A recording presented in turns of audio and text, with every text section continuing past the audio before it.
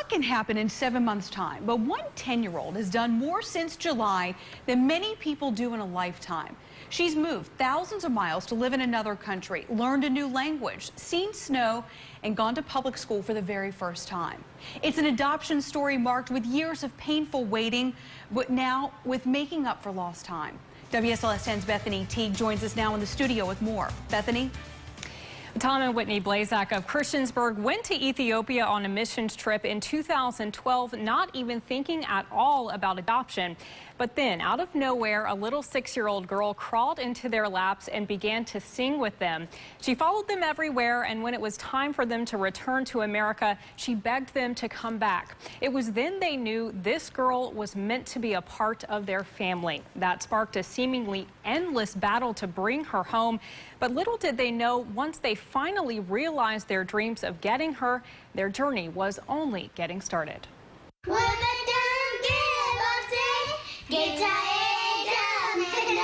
Life has gotten a lot busier, a lot more vibrant, a lot more fun. The contagious laughter.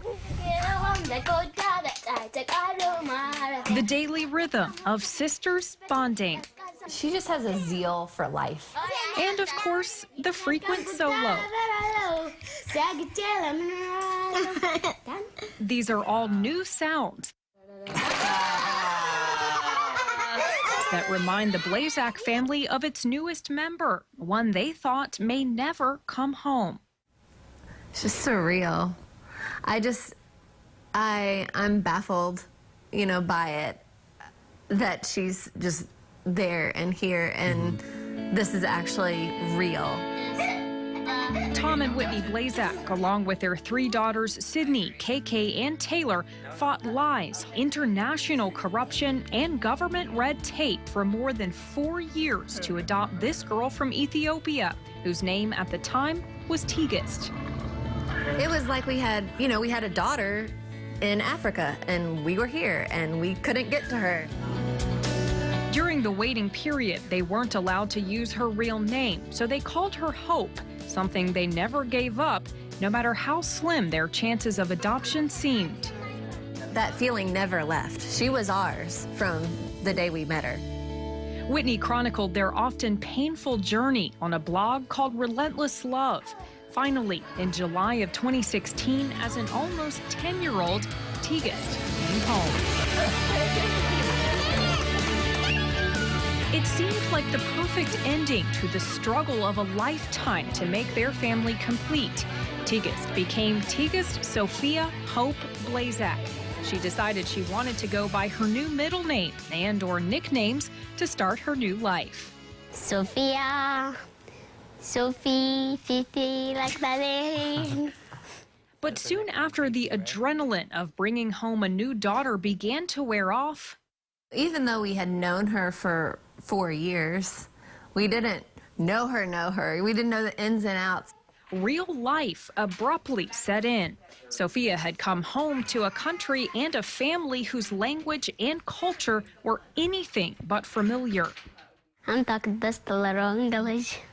It was hard, though, when you couldn't talk back to us, wasn't it? It was harder. Yeah.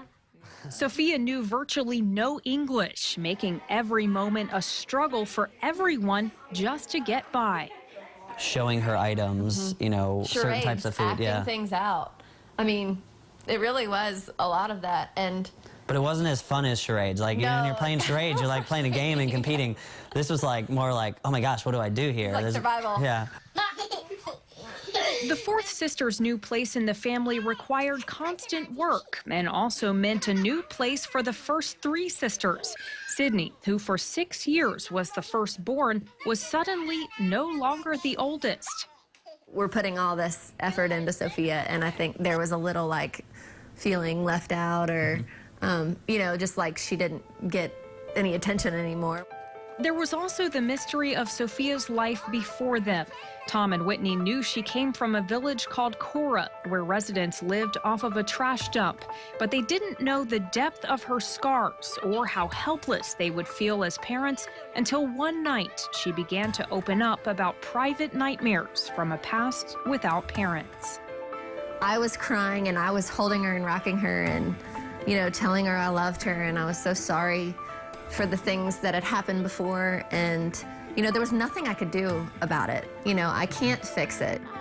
It was times like this, where the tears never seemed to dry, that the Blazaks resolved to love Sophia as relentlessly at home as they had when she was an ocean away. I like cried myself to sleep that night and was broken in a new way and felt this deep, you know, desire to be her mom and to be that love that she didn't have before. For Sophia, that feeling is mutual. I love Mommy and Daddy.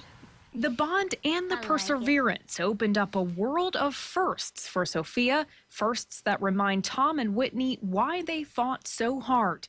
Little things like waking up to a winter wonderland.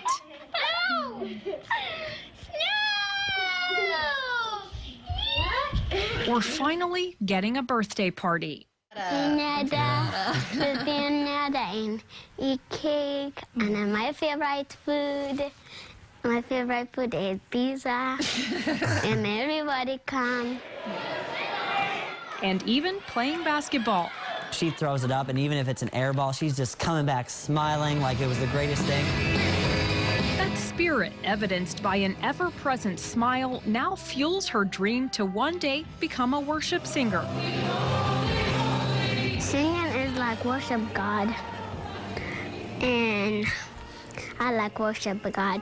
It didn't take long for this joy to steal the hearts of unsure sisters. Hi! Hey, come on. She wanted to be like a... It's easy to love her. And the hearts of just about everyone she meets. You think that going through what she'd gone through, that joy would be taken away, but it's like, literally, it's in her. It was a love story that began thousands of miles apart. There's no way she should be here right now. This is all about what God has done. A relentless pursuit of hope that brought Sophia hope to their living room. And where the separation ended, the real journey is only beginning. People say, oh, she's so lucky to have you. And I'm like, no, we are lucky to have her. Well, Sophia is now enjoying her first public school experience. She tried soccer, but says basketball is now her favorite sport. And the sisters all agree their favorite things to do together are drawing, sledding in the snow, and of course, as you just heard plenty of, singing. In the studio, Bethany Teague, WSLS 10.